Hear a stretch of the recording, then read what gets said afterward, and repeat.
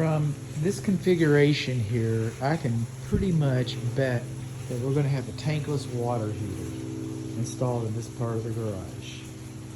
And so I just thought I'd make some notes to that end. I know that upstairs, that's our main water shutoff valve.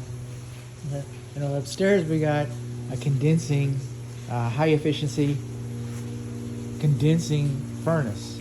So if we have a high efficiency tankless water heater, it's likely going to have a nipple up here for the condensate drain pipe, and the instructions come with how to handle the condensate, and I'm going to expect it to look like the instructions.